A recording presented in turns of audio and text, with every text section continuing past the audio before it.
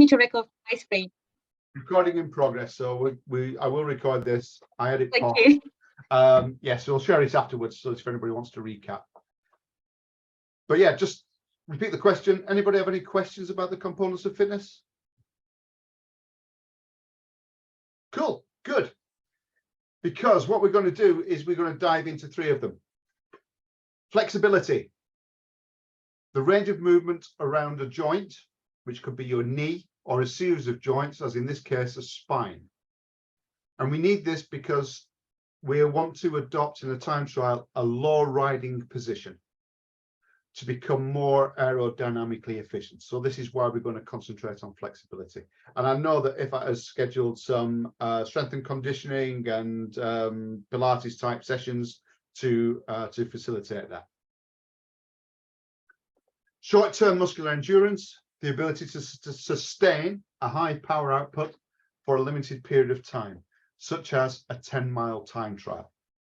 So when we're doing a 10-mile time trial, it's a relatively short distance in the world of competition, but it is a distance that we can set various goals to. So if we ride a time trial at a consistent 20 mile an hour, hands up, how long would that take us? Half an hour. Well done, thank you. So that would be half an hour. So there we can set ourselves a goal to complete 10 miles in half an hour. Now, if we're not going to go that fast, we can still break that down into divisions of the clock. So it might be we want to do that in 40 minutes or whatever, but we can set ourselves a goal and then we can measure it. We can measure your progress against that goal. You can measure your progress against that goal. And that is where goals lead into further goals. Okay, so this is, if you like, a benchmarking type session. And then the next component is muscular strength, the maximum amount of force that a muscle or a group of muscles can generate against a resistance. In this photograph here, this guy is resisting against a bar which is effectively attached to the ground, so he's applying resistance against the ground and raising himself up against gravity. Lifting a weight, again, you lift a weight up, the forces that are pushing you into the ground, gravity, and you're resisting against gravity to lift a weight up. Also pushing a pedal, so that ability to push a pedal at a steady cadence for a long period of time with equal force. That's what we're looking to do. So anybody got any questions about the 3 components that we're going to zoom into on the on our training sessions? Cool, good, we'll move on. So before we crack onto this, just need to understand, or need you to understand, how we produce energy and what does that mean in relation to how hard we're working. Okay, so the lady in the picture, she's got a weight. If she's lifting that weight up and down quite a few reps, what do you think she would, how would she be affecting her energy producing systems? Anybody want to shout out?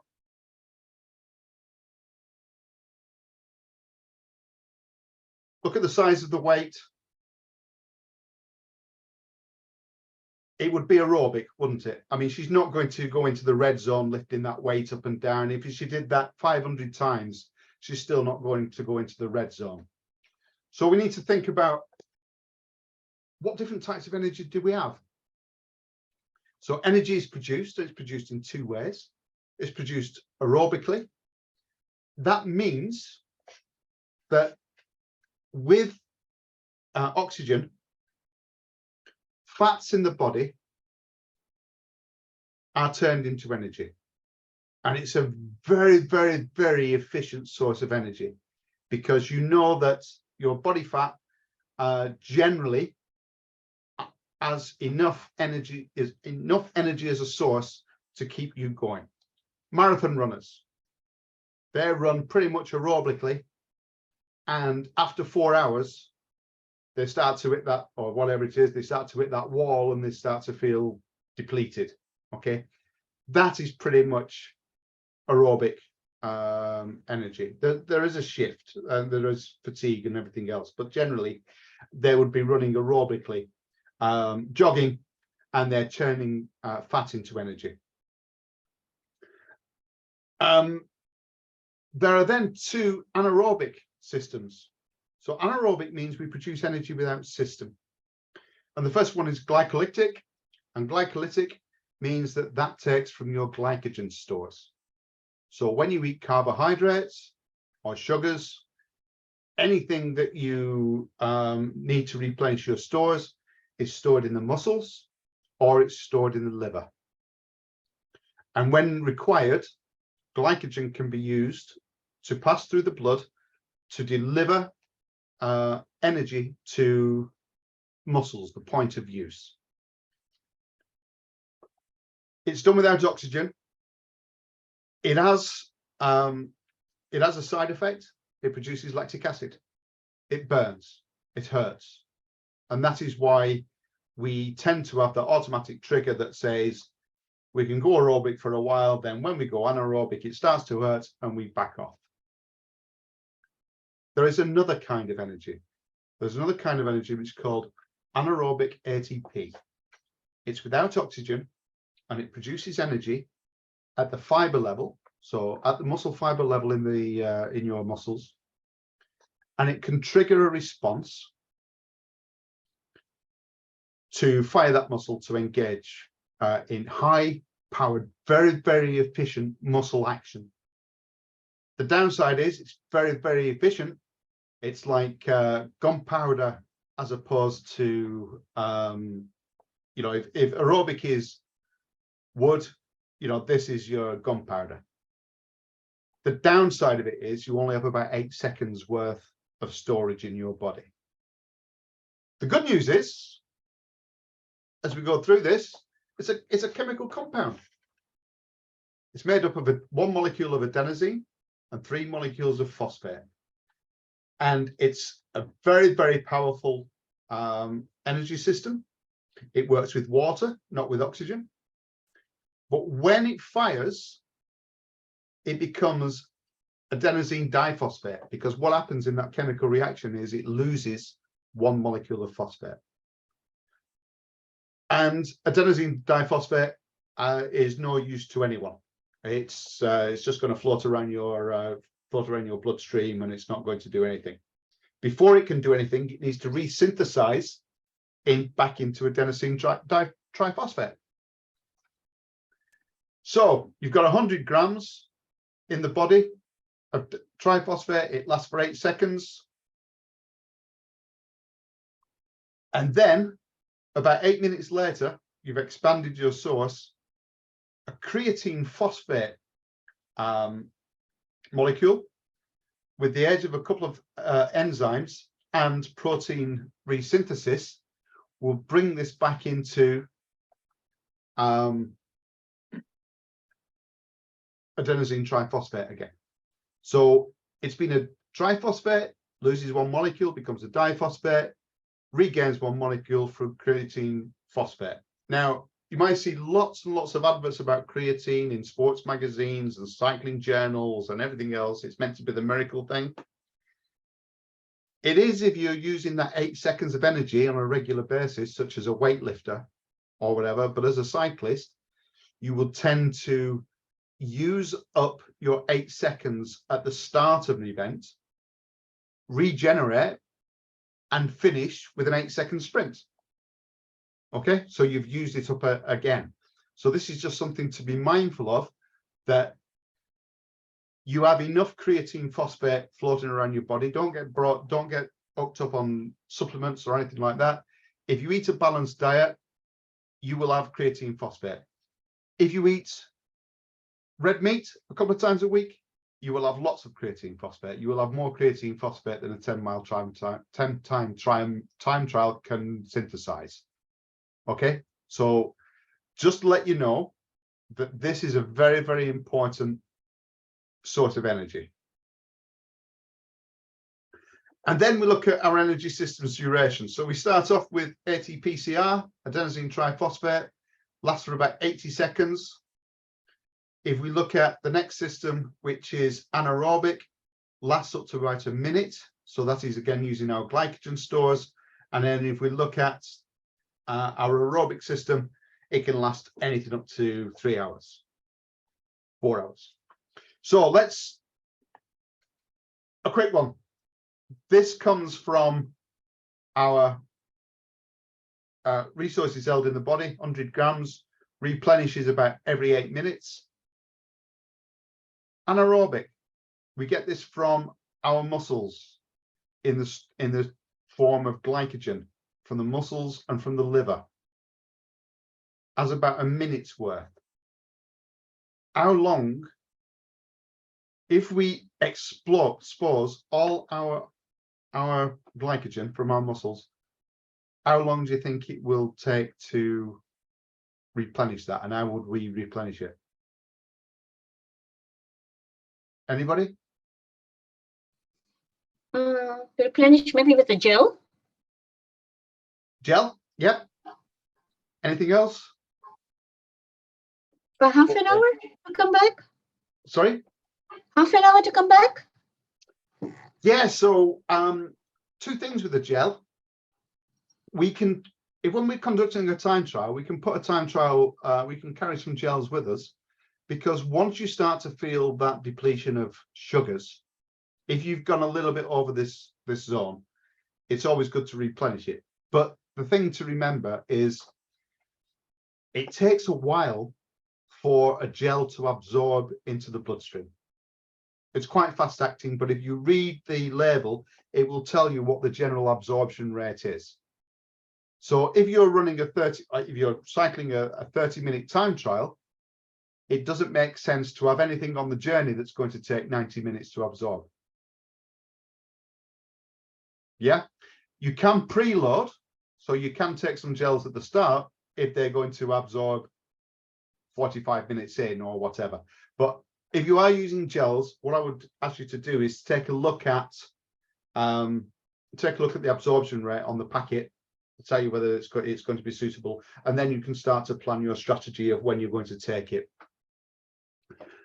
There's also sports drinks as well. Now, usually people say if you are taking part in a sport over 90 minutes, then you should be drinking a sports drink or an isotonic drink. Anything less than that, it should be water. What I want to get through to you is that your 30-minute time trial is only part of it. I would like you to get in the habit of doing at least a 30-minute warm-up before your 30-minute time trial. So you're looking at an hour already. So again, I don't see any issue with topping up with sports drinks before and during a time trial, just to keep you level. And remember, a drink will have a much faster absorption rate than a gel would.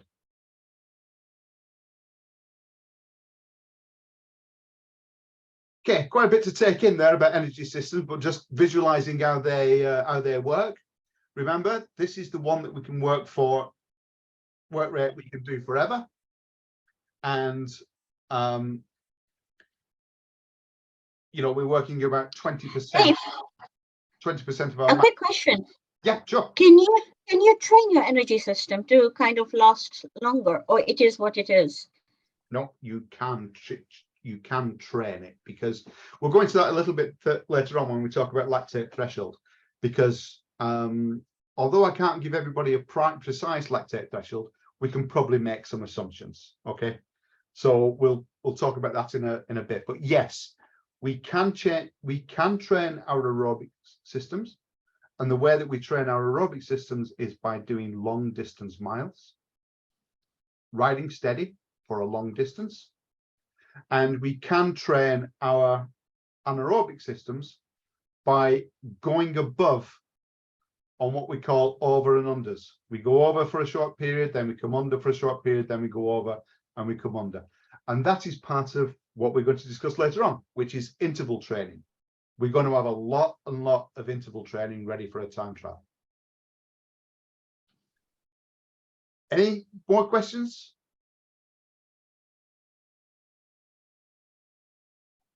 Cool. I'll skip through to the next thing. So for a time trial, 10 to 25 miles. If we look at all our components of fitness, see that muscle strength is going to be about 80% of the focus that we need to zoom in on. And short-term muscular endurance is about 75%. These others sort of bottom out at about 60%. Flexibility is more about your efficiency than your strength and your power. So I'm leaving that about 60. But those are the key areas that we need to focus on, and that's why we're going to set up a training plan that addresses these components of fitness. So let's think about a food intake. Let's think about what we're actually going to need. Now, if you can copy this formula down, or you can revisit this video, but what we're going to look at is, for a time trial or for sport, how much food do we need to, or how many calories do we need to ingest? And how many calories do we need to ingest on a training week, or a hard training week, or a training day? And how many do we need to ingest on a low training day? Because remember, we've talked about carbs. Carbs go into glycogen and stored in the liver and the muscles. But any carbs that are unstored turn to fat. Okay, so we need to look at a balance for our carbohydrates. So I'll just go back a spot there. So through this exercise, I'm going to use a reference of this case study. So number 118, she's got a name on her jersey, I just can't read it. We'll call her Jane. Jane, 26-year-old teacher. Probably on her feet most of the day. I can see from a get-up that she's likes a triathlon. She works out 6 or 7 times per week.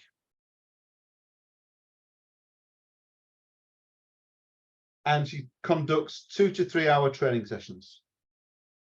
And those training sessions are of a moderate to high intensity. And her current weight is 57 kilograms.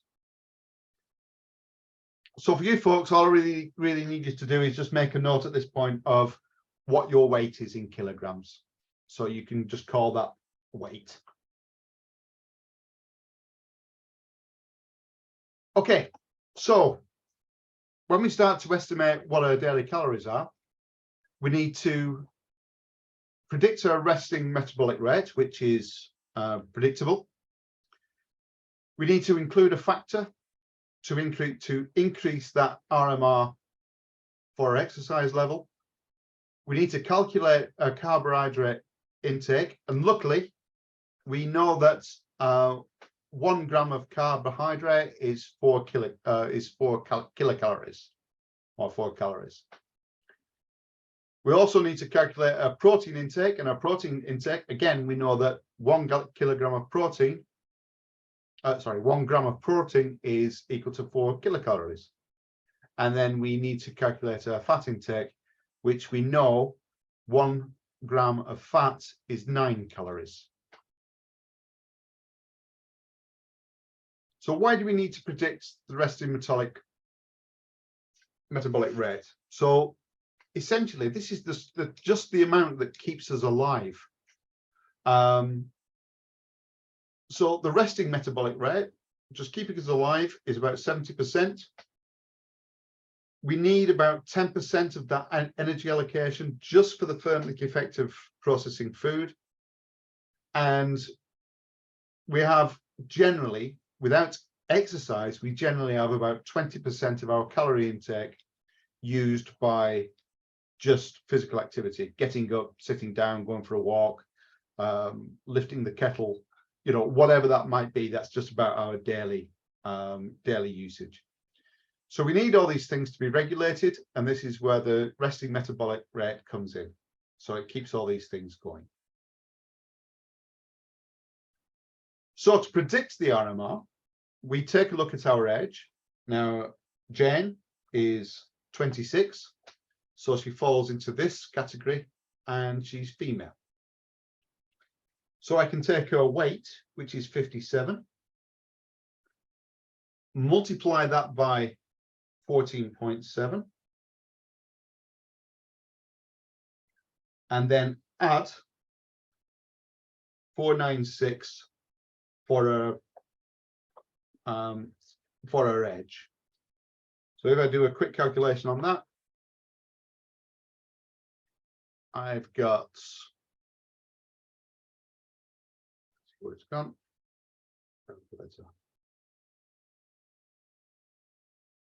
Okay, so I've got 57. That's her weight times 14.7. And then I add 496. So this is 133.9 calories per day that Jane will need just to stay alive, just to do normal function. Everybody got that down? Anybody made a note of that? Cool. So a training needs, we need to look at Jane's training needs because we need to calculate the protein. So she's, I would say, competitive. She said that she did moderate to high training. So a daily protein intake is 1.2 grams per kilogram. So I know she's 57 kilograms.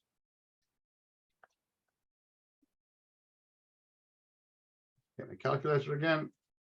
So 1.2 times 57 gives me 68.4. So that's a grams ratio, 68.4. And it's grams per kilogram. So she would need to have 68.4 grams of protein per day, just to keep on top of things, on top of her training. Dave, Yep. just a quick question. Sure. How would you, so for example, for us, it's like this, it's doing doing a ride London's and London to Brighton and the time trial.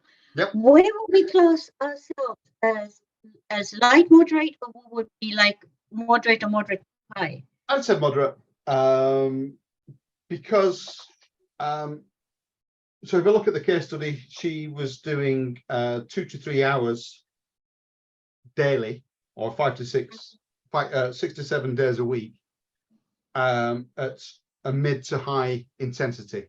So I would say that is moderate to high. I would say as you're entering competition and we're preparing for competition, I would say that moderate makes sense, unless you're doing other things as well. If you're doing some, intense turbo sessions or something like that, then you could always go into moderate high. Thank you. Okay. So we got that, the protein. Now we need to calculate the training, the carbohydrate training needs.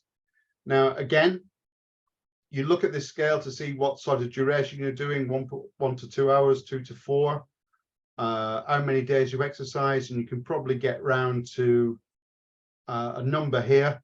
So again, for Jane, what I'm going to say is that she's probably about a 9. So I would calculate a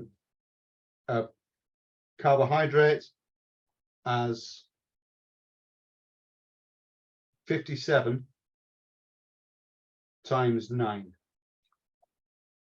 That would give me the grams of carbohydrate.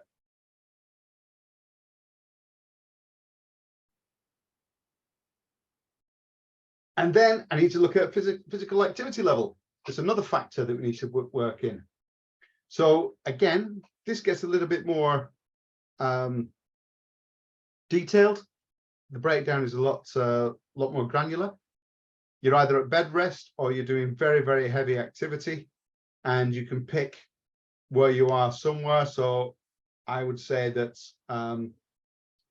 Jane would probably be around the 1.8 mark. So she's doing heavy activity during the week. You know, 6 hours of 18 hours a week exercise. That's a lot. So I'm going to say that she's going to be a heavy user.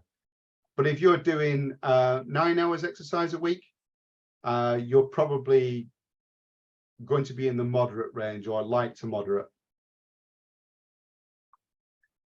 So we take that factor, and that's a number that we multiply.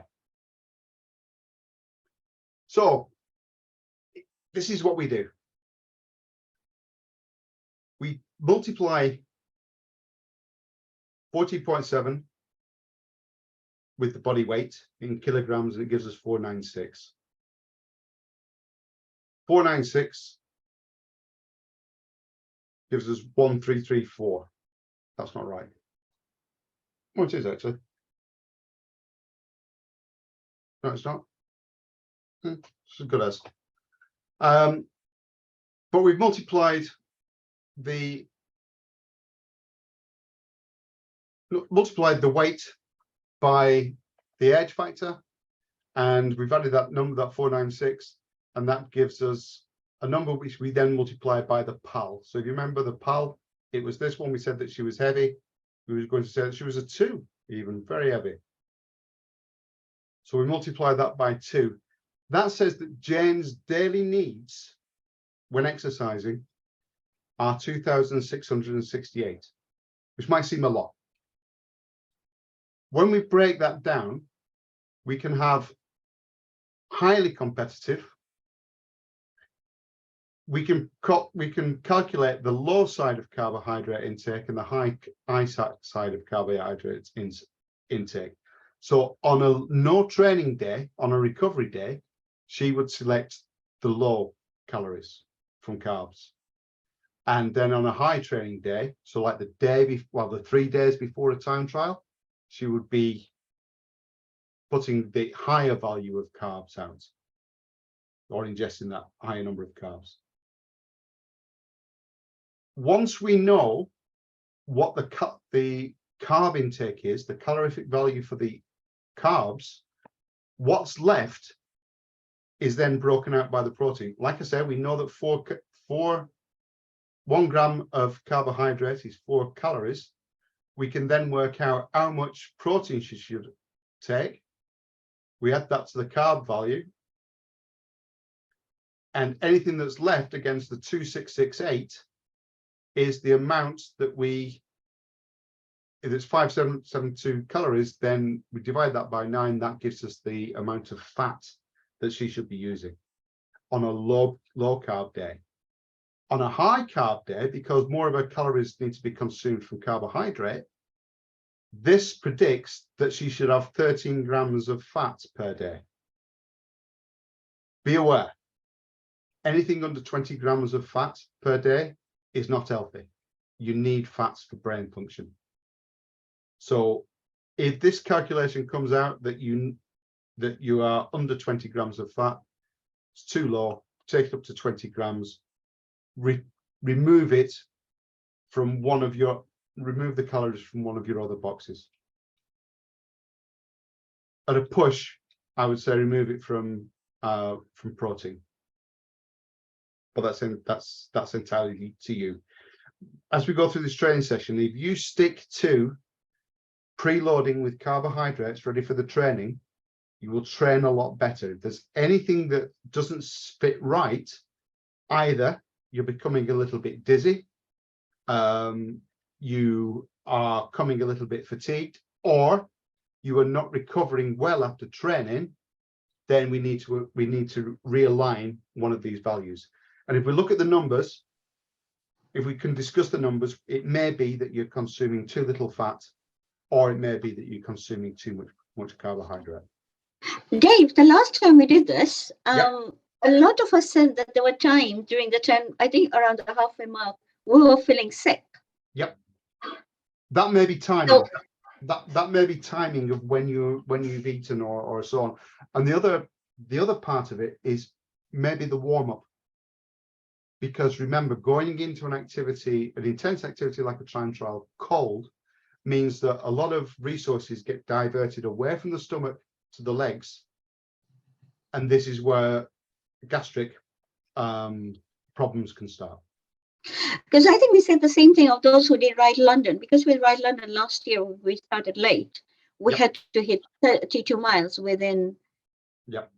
within an hour. I think a lot of us felt, I don't know, I think quite early, and everybody's in here. So I don't know, guys, you want to unmute and maybe just talk about it?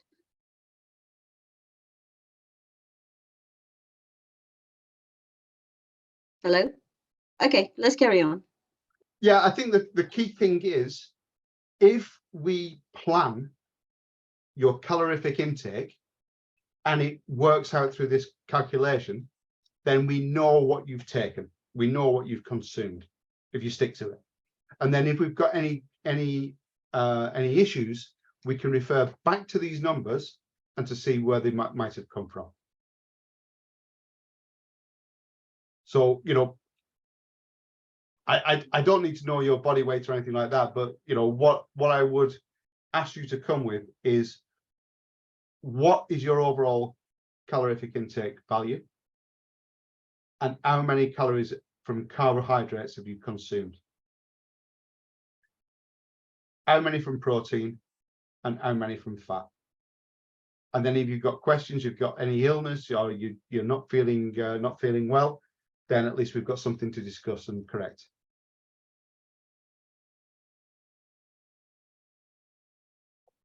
Dave, would Yeah. it be helpful if you, if you used one of us as a, I'm happy to give my stats just to do a bit of a, so I tried to do the calculation as we were going. I've gotten a little bit lost. Okay.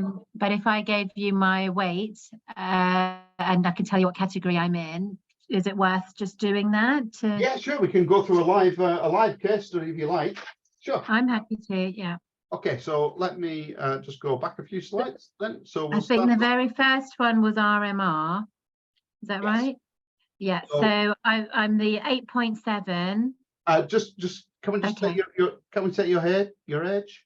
Yeah, 39. 39, and your kilograms?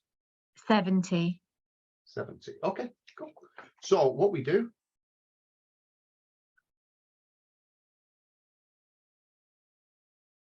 so your So female, I would be that final box at the bottom there. So 8.7 times 70 yeah, plus the 829, and that gives me 1438. 1438. Excellent, thank you. That's good. And so your protein training needs. So what is your situation? So I'm going for the time trial. And I'll be training for that. So I guess competitive moderate. Okay, so competitive moderate. So that's 1. So your grams of protein per kilo, it's 1 gram per kilo. So that would be 70 grams of protein. Okay. Yep. Yeah. And then we predict, oh, sorry, I'm going backwards. So now we need our carbohydrate. And for this, what would you say, what's your exercise days? So at the moment, I'm going for walks and doing light exercise about 5 times a week, about an hour and a half, but it's just walking. It's not anything intense. So if we, so that's looking at now, but then I want to be working towards training for the time trial. Yeah, okay, so let's do competitive 5 to 6, because you'll be doing some walking and round about an hour's activity a day. Yeah. So our low carb would be 6. Okay. And our high carb would be 8 grams per kilogram. So Okay. 6 times 70, 420. Yeah. And 8 times 70 would be 560. Okay. 560 grams equals 20 grams. Cool. And your physical activity level, I think we'd be looking at a 1.6 for time trial Okay. training. Whoop. Let me go back one. So light to moderate, I would put you in low PAL would be 1.4. High PAL, sorry, have I got that right? So it's light, what did we say? Light moderate, didn't we? Light moderate. So light Yeah. 1.5 and high PAL would be 1.7. Okay, so let's take a look at this. We've established that the RMR was 1438. And we multiply that by the PAL, which is Okay. 1.7 on the high. Yep. So PAL times 1.7 is, let's get this down. Yes.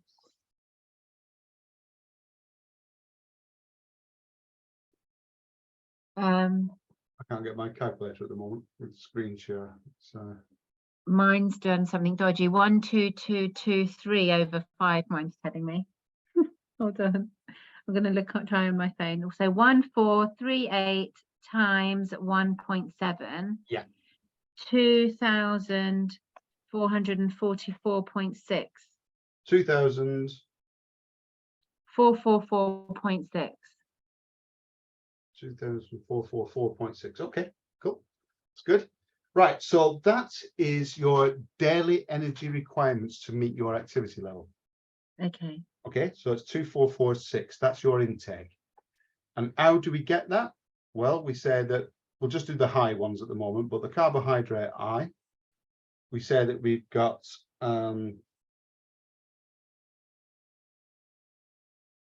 requirements was 560 grams.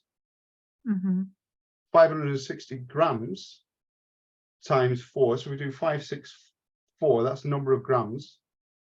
4 is the calories per gram. So 564 times 4. 564 times 4. 2256. 2256. So that's your high training load calorific intake just from carbohydrates. Gosh. Okay. And Yeah. then the next bit is the protein. So the protein that we said was 70 grams. 70 times 4. Okay. 280. Yeah. So that's 280 calories protein. Okay. And then our fat, we take our carb high. We'll do this one. So we'll take our carb high. We've got 2444 of carbohydrates plus 280 for protein. Yeah. So what's that total? 2724. 2724. So that doesn't leave any room at all for fats. Okay. And that's okay. What I would say that if you stick to that carb intake, 2000 calories of carb, 280 calories of protein, and just give yourself 20 gram fat allowance, you will be you will have the right energy to go into training. Okay. So the training calories are way above what your original requirement was of Dave, I just had a thought. Maybe the first day of components is Saturday. If everybody's coming, I can actually do this exercise Absolutely. or do this going in for training. Because I started looking at this and I'm like, I'm completely not eating right. No wonder we bonk. Yeah, there's probably a spreadsheet online somewhere where you can just put in these values. Yeah. It will give it you out, and if there isn't, I'll write one. Yeah, this is, you know, it's essential that you have the right energy sources before we start training, and often these are you know, enormously underlooked.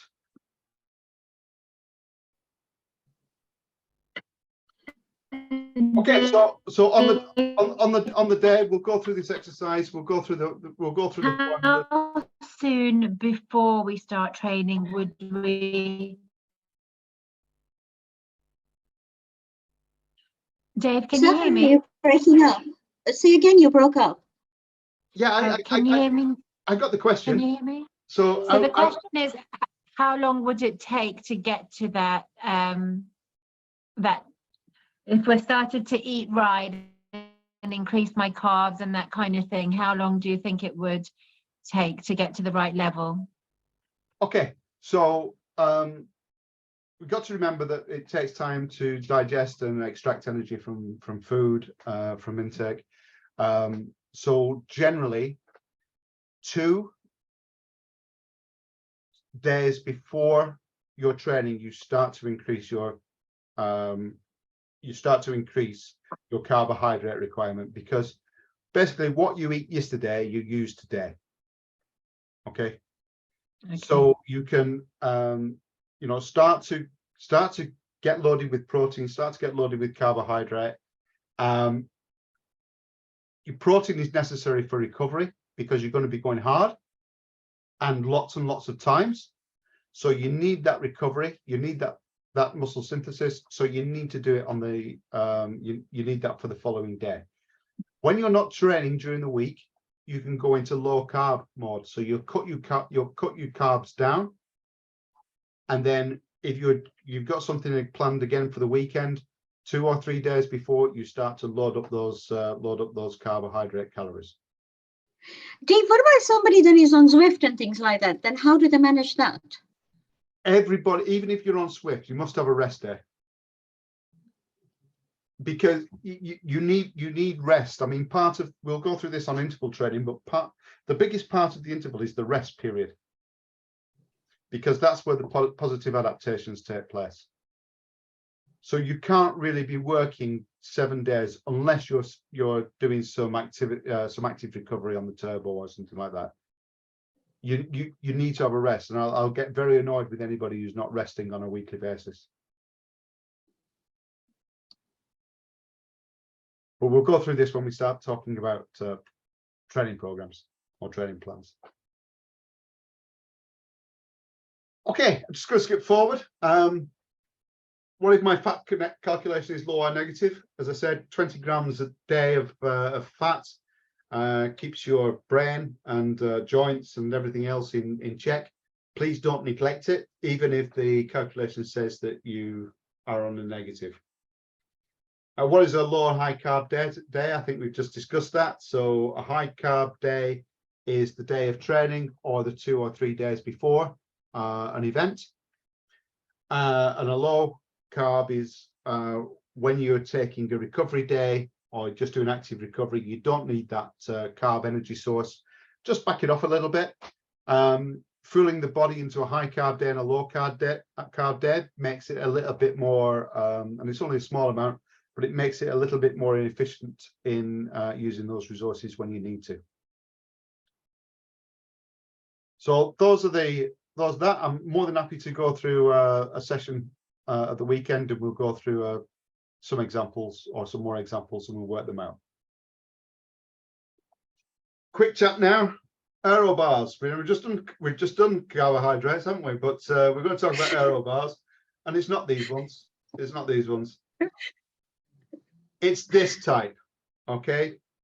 Because one of the things that we're going to be concentrating on is the flexibility requirements as part of our components of fitness. to try and get into a more aero position. Now, if I and Sharina have got some aero bars for you to try. So if you're on a drop handle bike, we're going to put clip-on aero bars on, and you can try and get into a more aero position. Now, there's good aero positions and there's not so good aero positions. Now, this one looks like a great position. This is a great baseline. The idea is that wind, you reduce your frontal area, you don't make as much wind resistance, and the position of the back means that the air flows over the helmet, comes off the back, and it's all nice and clean, and you ride a time trial position, you ride a time trial in that position. And that looks like a great position. Would anybody disagree with that position?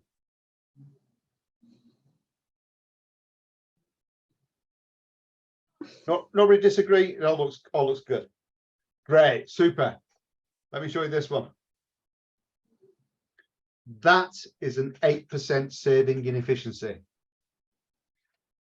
And all he's done in this picture is he's just lowered his head a few centimeters, and lowering his head a few centimeters and tucking his neck into his shoulders. It's kept more or less a uniform shape on his back, but it's taken the area of his head and his helmet out of the mix. Everything else, if we look at these outlines, everything else is pretty much the same. But that has given him an 8% efficiency increase. So, or 8% less drag. So if we can achieve that, sort of lessening of the frontal area, then we should all be making headroads into becoming great time trialists.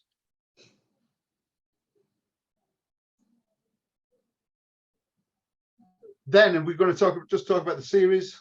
So we've got interval training, and we've talked about training zones. We've talked about easy.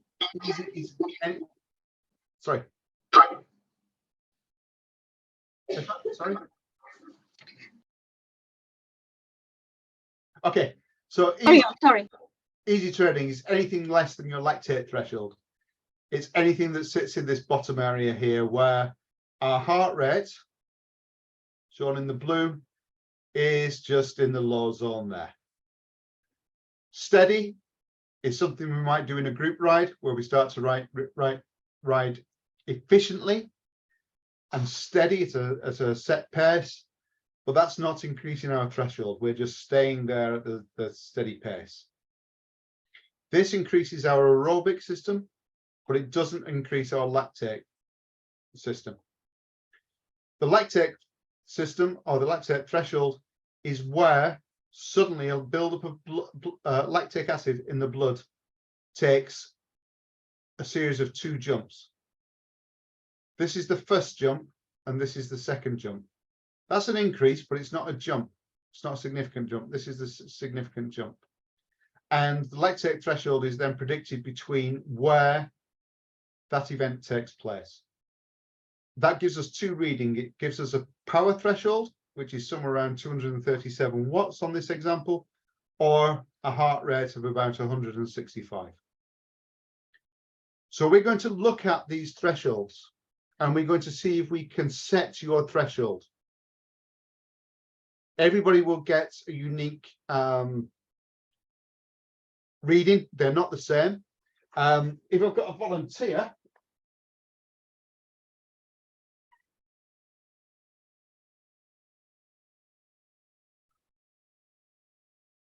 I'll have to find it. But what I do have is a blood measuring kit. So what we can do is we can stick somebody on turbo. We're looking for a volunteer. And what we will do is we'll ask them to do a ramp test. And every 2 minutes, we'll prick their fingers with a little one of those lances. We'll take some blood and we'll calculate where their blood lactate threshold is. Okay. Everybody else will probably just do that on a heart rate based system to try and find out where the jumps are. Once we know where our threshold is, then we're going to start to do this type of training. We're going to do some over and under type training. We're going to set you up for extended periods of effort with extended periods of rest. So you're going to go higher than you thought you possibly could, and then you're going to come back down and recover for a bit. And then we're going to repeat it. And all the time, what that's doing is when we're working below threshold, your component of fitness is pushing that lactate threshold up. So it's gradually pushing it up. When we go above lactate threshold, it's pulling it up. So we get that double whammy. If we're below, it's pushing. If we're above, it's pulling. So we're going to work hard on getting that lactate threshold up and done, up and over. What we'll be looking for is if you have some sort of measuring device so that we can monitor this week to week. So we can use Strava if you've got a heart rate monitor, great. Garmin data, anything like that. I'm not going to look at your Garmin data, but every week it's going to be a bit like Weight Watchers. Come in and you come into your session and we'll ask who's had an increase in their maximum speed, who's had an increase in their heart rate, and let's discuss and celebrate those wins. Okay, so that we as a team, as a collective, we can all generate that enthusiasm and try and get above our normal working rate and lifting that heart rate up. So basically I'm saying when you come to these sessions, we've done the skills, now we need to do the hard work. And I hope you're looking forward to it as much as I am. And we talked about stress and recovery. Okay, this is a long-term plan. This is something that runs over weeks or months or whatever. But you'll see that we have a build phase and then we have some recovery. We have a build phase and then we have some recovery. We have a build phase and then we have some recovery. And then we stay recovered and we go into the competition. So this is the sort of thing that I want your Strava charts to look like. I want them to show that over the weeks, you've put some effort in, you've recovered, you've put more effort in, recovered, you've put more effort in, more than what you would do on race day for a short period of time, and then you've recovered and you've stayed recovered for the time trial on the 12th of March. Does that make sense how we want to ladder that performance up? We can't just go from here to there in one fell swoop. What we need to do is we need to go up and recover, up and recover. So again, a bit like Weight Watchers, when we come in to the training, we'll talk about recovery. Who's had good recovery this week? What have you done? Sitting on the turbo in a very low gear and just spinning your legs, active recovery, that's fine. But you really need to stay in that zone 1. And you need to stay in that zone 1 for 45 minutes. Because what that's doing is it's buffering, tolerating and clearing the lactic acid from your legs. Even though you might feel fine, just sitting on the bike and just letting your legs dangle, quite a nice cadence, heart and lungs in operation, but just keeping it easy. That's your recovery. That's active recovery. An active recovery is far better than sitting on the sofa doing nothing. So when I say, have you rested? You say, yes, I've done some active recovery, or I've been for a walk, or even better, I've been for a walk in a forest because it's got far more oxygen and it's going to speed up my recovery. That is the sort of thing that we wanted to discuss and see if we can get pointed to those areas. So training plan, that's training stress, stress and action. So now it's time for any questions.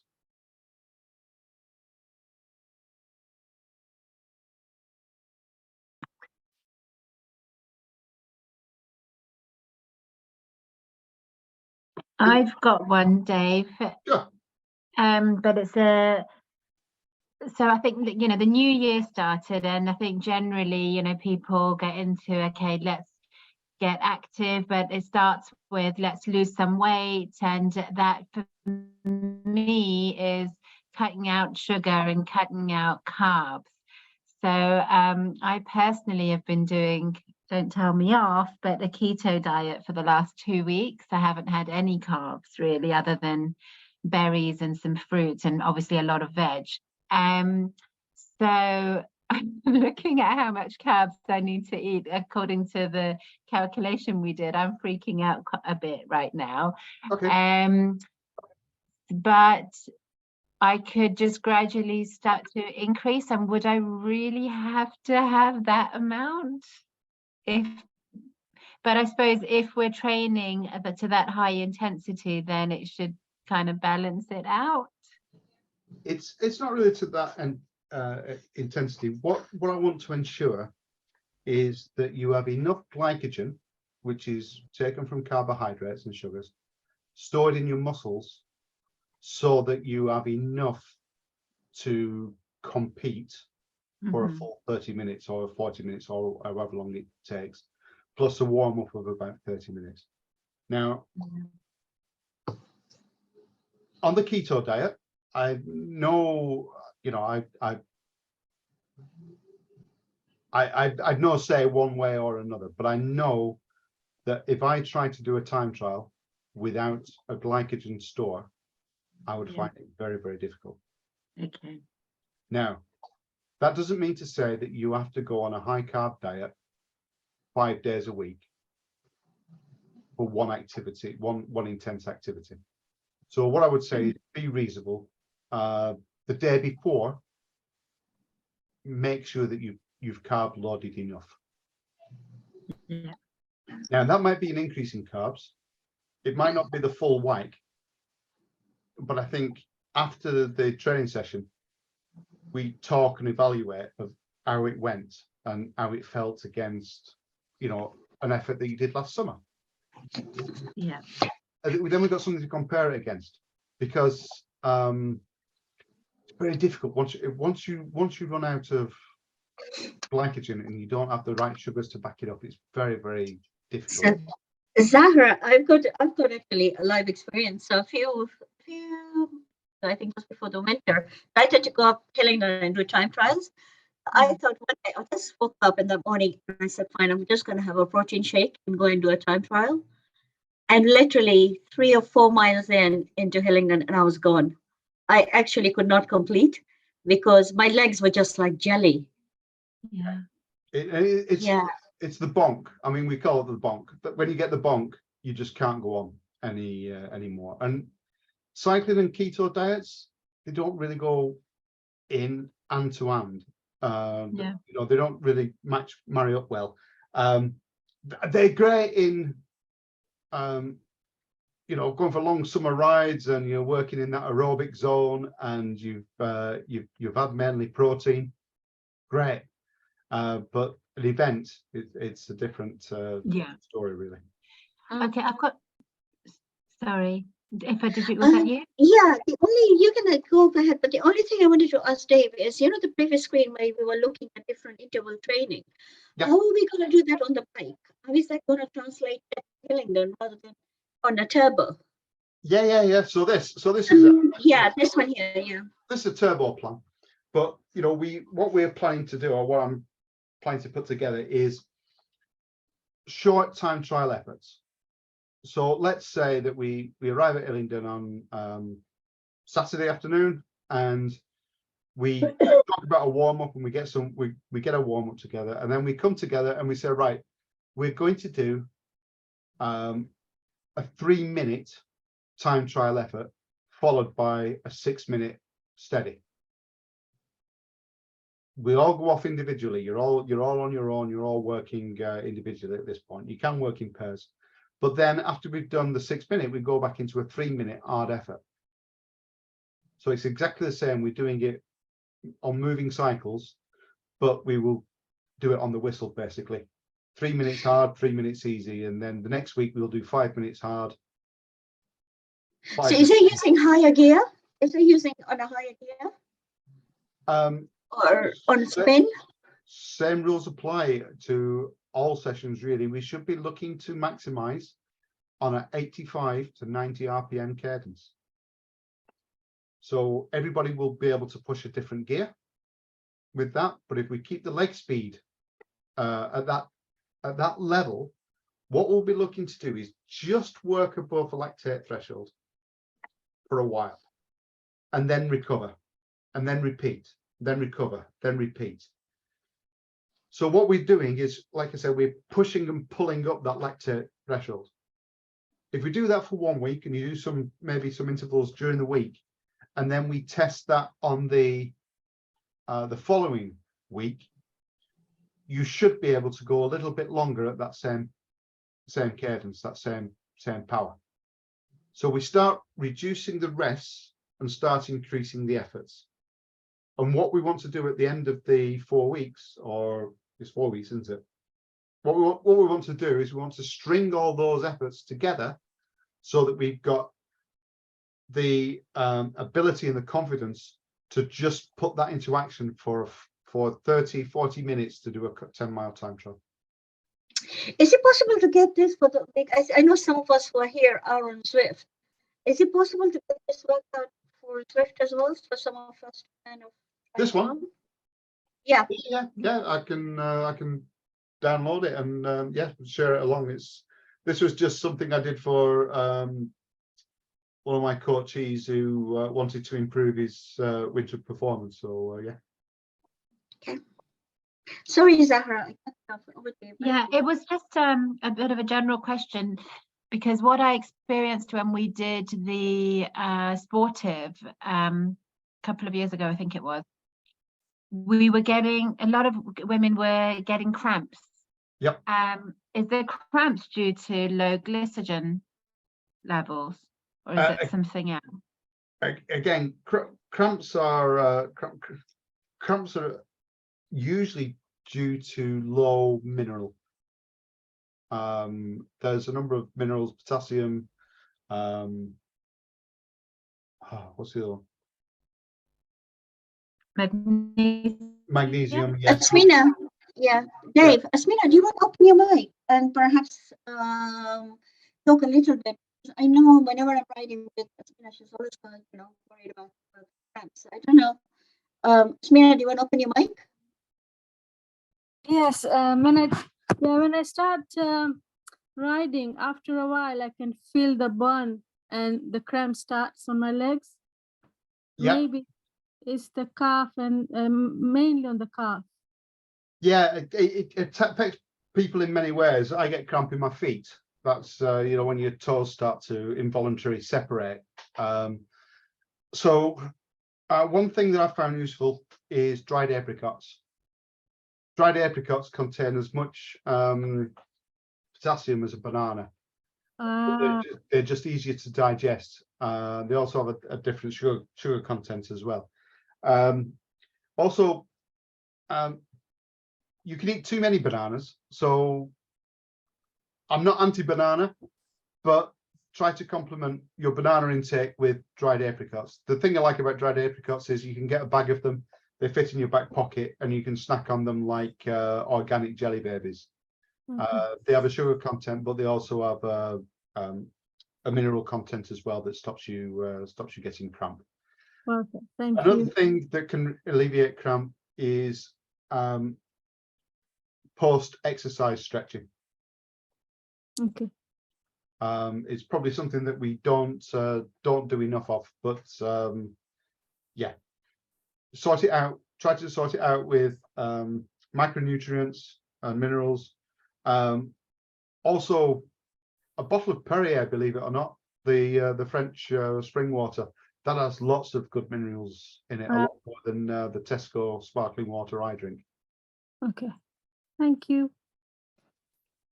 Which water was that, Dave, you mentioned? Perrier, the Perrier. Oh, yeah, French, the French one. It has quite a lot of minerals in, quite a lot of mineral content in that. Have a look at the label and compare it against some of the others. Okay. I've never compared it against something like a San Pellegrino or something like that, but have a look at the mineral content. I had another question just about the training plan in general. Will you be covering sort of skills? Will you be focusing on skills as well? Because when you've done components of fitness previously, it was kind of going around the corners and dropping a beanbag into a particular spot, or you passing something to the cyclist. Will it cover that kind of stuff? That won't be our prime focus, but it's not to say that it won't be there, because never neglect your skills. Okay. I think I think last time if we did something like it was a 70-30 split, we did 70% skills and 30% performance. Yeah. I think this short window will probably turn that around, so it's going to be 70% performance, Okay. 10% skills. Dave, one more question. Let's say somebody who doesn't actually want to do the time plan, in this plan, wanted to ride London and some of the longer rides. Can this training be the start of something that can actually feed into that? Or this is just time trial focus? No, it's not time trial focus at all. I mean, you know, anybody can come along. I think that the key thing is that if anybody wants to focus on time trial training, then we need to emphasize that there's data that shows improvement and something that we can monitor. So data that's we know they've got the food and the calorie intake sorted out. Another measure would be of their performance, so their heart rate, their speed, or whatever, that we can compare 1 week to the next. It would be the trying something new, trying aero bars, or getting involved in interval training, but it doesn't exclude anybody from the session or whatever. They will just work at their own rate. And we'll try to, as always, we'll try to make it as interesting, as engaging as possible. Any more questions? Everybody's really quiet. I think we've really given them a lot of information, I think. Any more questions? Dave, hi, sorry, could you just go back to the nutrition slide? In terms of like protein stuff, what do we Yeah. what do we need specifically? So let's go back to this.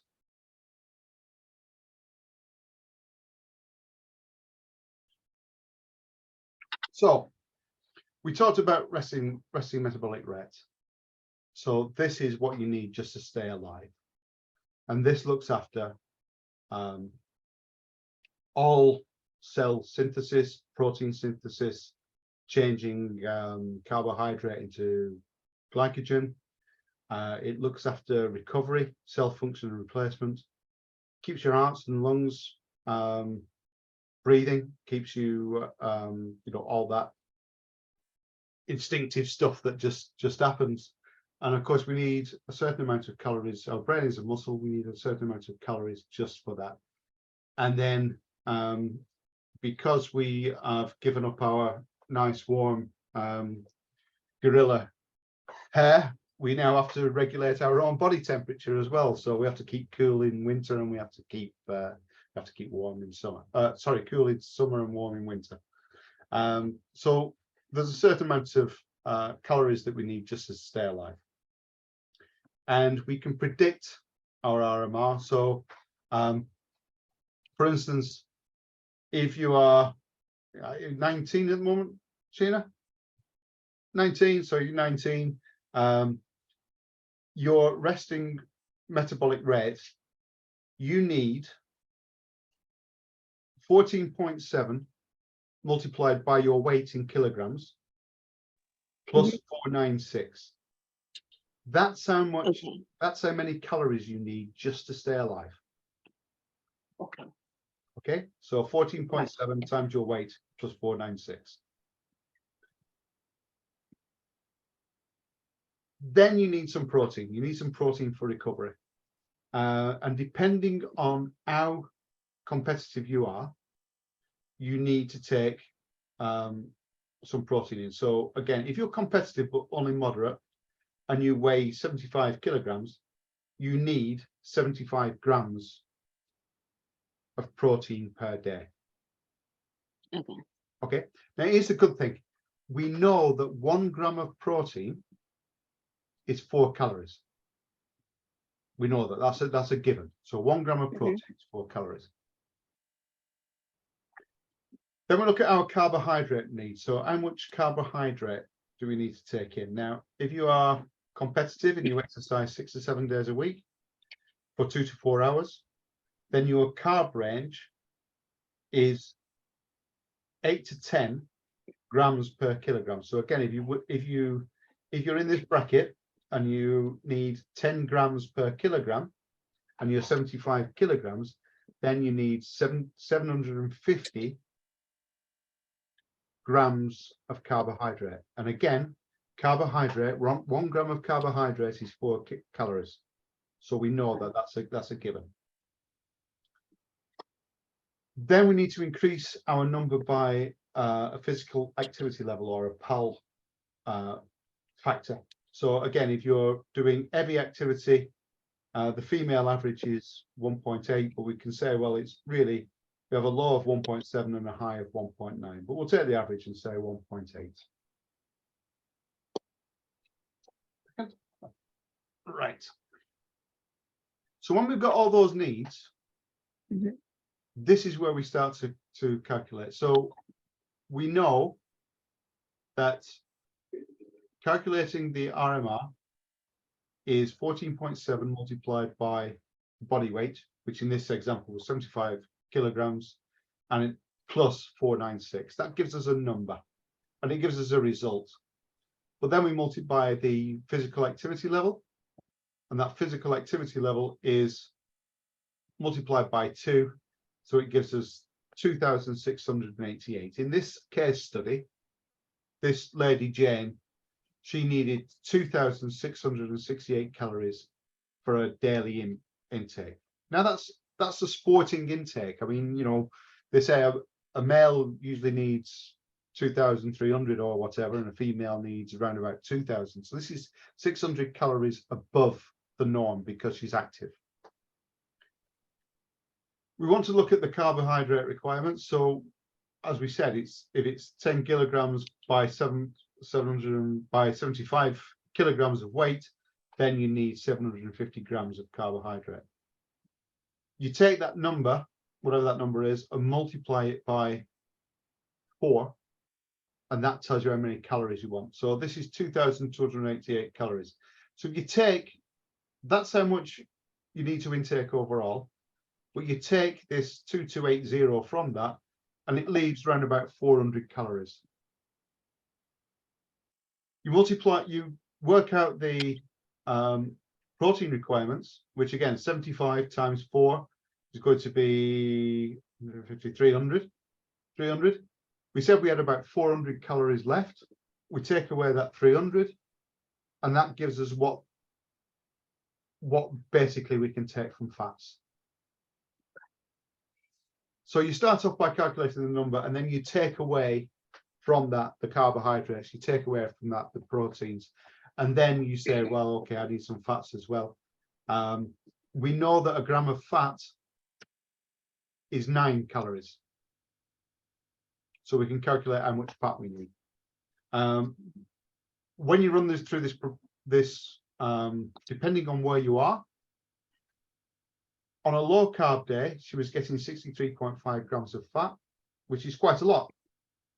That is quite a lot. On a high carb day, that squeezes out her fat allowance, and she only gets 13 grams of fat. 13 grams of fat is too low for athletic function. You need about 20 grams of fat to be able to function. So if you've done your numbers and that comes below 20, then we need to talk. We need to see where we can fit something around. So this is quite an accurate guide if we're honest with our predictions, if we're honest with these activity levels.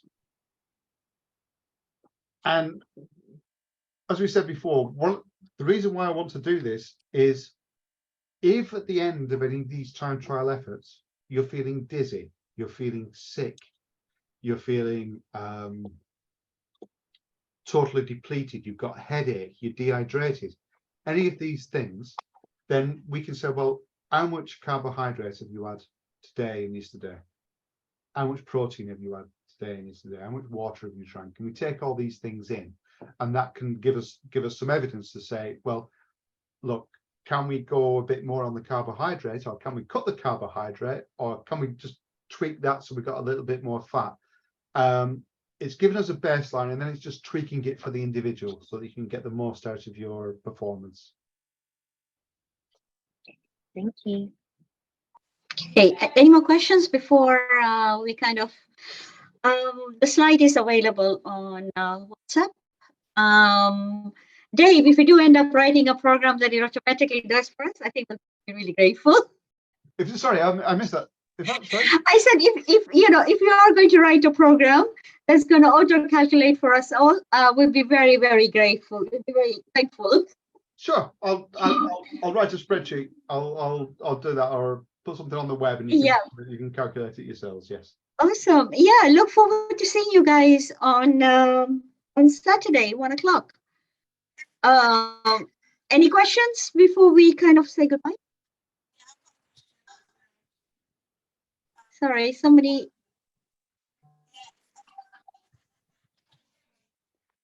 Hello? Asma. Oh, sorry. Hi, Asma.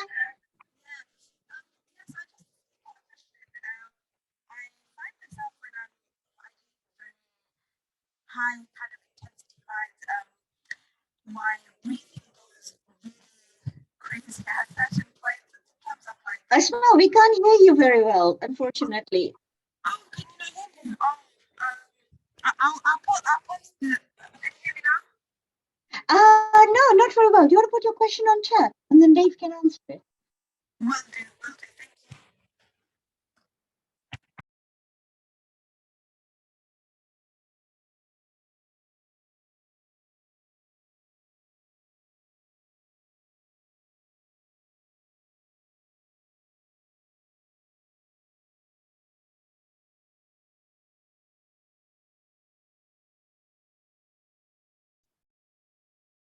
Okay, Asma says breathing gets very rough in high intensity workouts. How can this be helped?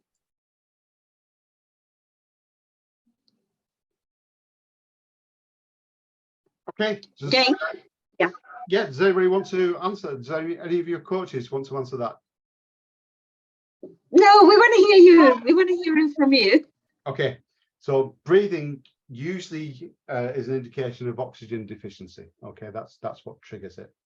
There can be a number of things, but usually it's because a warm-up is not being completed successfully.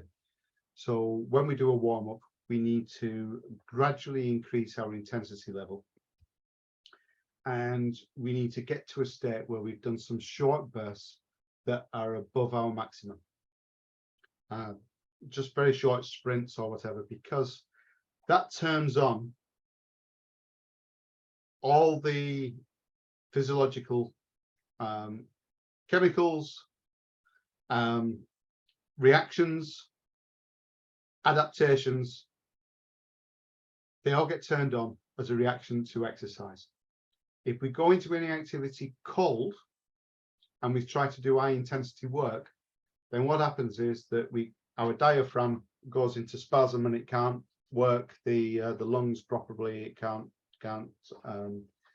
take in and expel air that we one of the things is that we end up with too much carbon dioxide in our lungs, and that's where we start to feel rough breathing, and we start to feel as though we're choking, or we're going to have a heart attack and we feel tight chests and so on. So this is where we're really going to focus on the warm-up this time. We've discussed it. We're going to focus on the warm-up. We're going to put some structure around the warm-up, and we're not going to have you doing any activity cold. And then if you've still got problems, we need to talk. So are we then thinking on the 12th, when the actual time trial is, that we perhaps do a lap of a warm-up before actually going to it? If we don't have rollers, or if you can't ride rollers. Did you speak to Anthony about rollers? Yes, China is supposed to be getting some as well.